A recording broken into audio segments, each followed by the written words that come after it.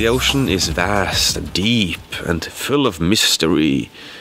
And as a child I can remember reading about ships sailing across the seas and sinking to the bottom with a lot of treasures on board. So there are some treasures in the sea, I get it. But then there are so many creatures as well, so many hidden and mystery, and well, it's just a mystery. So how do you find out what's in the bottom of the sea? Well, first you need a submarine. And when you go diving with a submarine, you will discover things you didn't know about. So of course you have to upgrade your submarine as you find stuff you need. And yeah, that sounds like a game. And it is a game from Antoine Bauza, Oceanos. We are diving into the sea with a submarine, check. And the submarine can be upgraded in many ways, check. And there are many creatures to be found, check. You can even find coral reefs, check. And treasure, aye.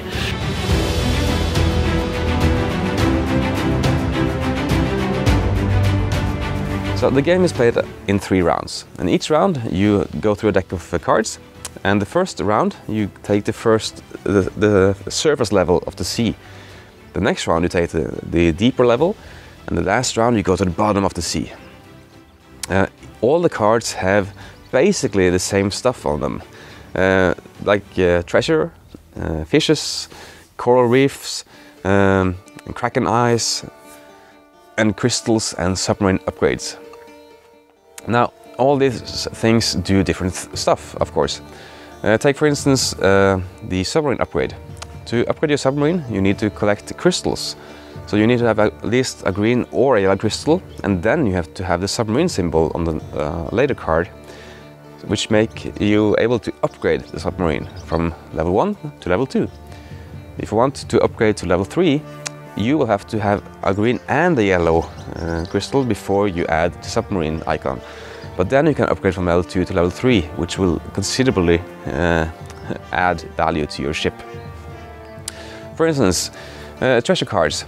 They require a diver to be down there and take a treasure with them up. But you're limited to 1 diver. You can upgrade the ship to get 2 divers and finally 3 divers. But that is a total for the entire game, 3 divers. And you have to upgrade the ship before you can send out the diver. You don't get to upgrade and send out the diver in the same rounds. You have to be very careful about having it available to when you need it.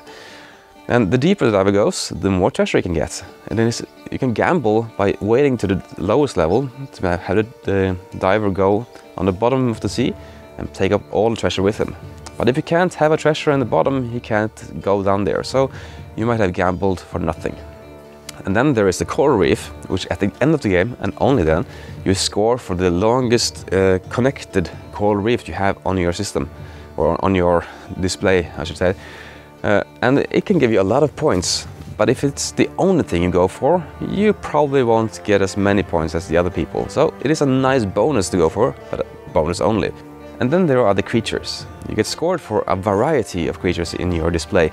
So if you have a lot of, let's say, 8 different creatures, you can score many points from that. But if you don't have the upgrade of your submarine, you can't score the maximum value that you could. So it's important to upgrade that piece as well if you want to go for the various fishes or creatures in the sea, which is a nice strategy. But then there is the Kraken symbol. The Kraken cards are usually a bit better than the normal cards, depending on what you're going for. But if you have the most Kraken symbols that round, you will have to draw a Kraken token and subtract the value on that. And it can be 0, whew, or it can be -4, ouch. And that could be the difference in the end game, those points. And there are 3 rounds of those points going dealt out to people. And they could really hurt if you're really greedy. It might seem a bit little to just get 1 card each turn. Okay, so there are many turns, you get many cards on the round.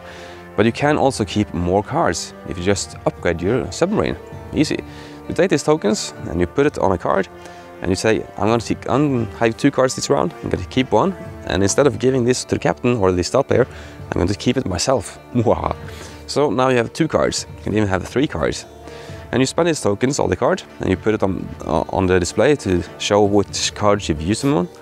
But next round, you get those tokens back, and you can use them again. That is really cool. So this upgrade can really speed up your upgrade process, but also get a lot of more cards than the other players, and a lot of more Kraken symbols, of course.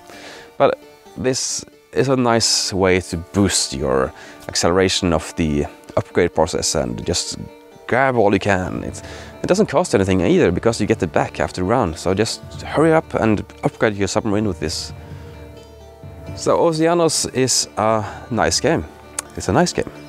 It's really beautiful and gorgeous looking. With all these components in the box, it's so overwhelming actually. Each individual Submarine is unique, and all the upgrade pieces are unique from each other. It's just wow, they have spent a lot of time just to make it beautiful, and it is. And when you're done, you have 3 rows of cards and a lot of columns of cards.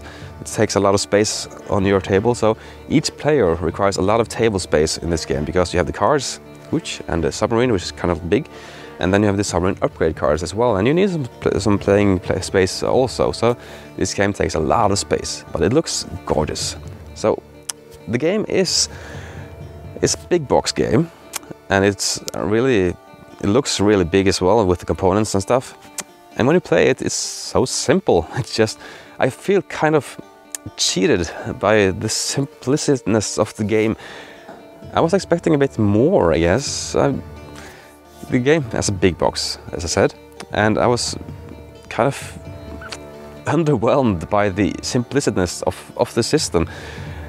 I'm not sure if it's a good or bad thing. It's maybe a good thing, because the game is easy. So it's a great family game. It has gorgeous graphics, cool components you can upgrade, and it just looks nice. And the game is so easy to get into as well. You just quickly grasp the concepts, and there's no text involved. You can just look at the icons and do what it says, and just dive in and get what you want. You can go for the most creatures, you can go for the most treasures, a coral reef, and just do what you want. And it's so simple for every age group to grasp this concept. And also upgrade your ship. Wow, you can just take away this big component and add another one. Is it better? And you have physical components that you can visualize how much the upgrade is worth for you. Everything is just really nice. So it's a great recommendation for a family game. But I was expecting more. So for an adult game, it works. It's a nice filler, you might say, that lasts an hour. But yeah, I'm hard-pressed to bring it to any game nights with only adults around, but I'm gonna keep it as a family game. So that is Oceanos from Iello Games, and thanks for watching. Hope I see you again, and have a nice game. Thanks so much for watching the Dice Tower videos. Find more great videos and reviews, as well as our top-rated audio podcast at Dicetower.com. You can also find other great shows at Dicetowernetwork.com. I'm Eric Summerer, and you've been watching The Dice Tower. The Dice Tower is sponsored by Cool Stuff Inc., where you can find great games for great prices. Cool stuff in stock. Check them out at CoolStuffInc.com.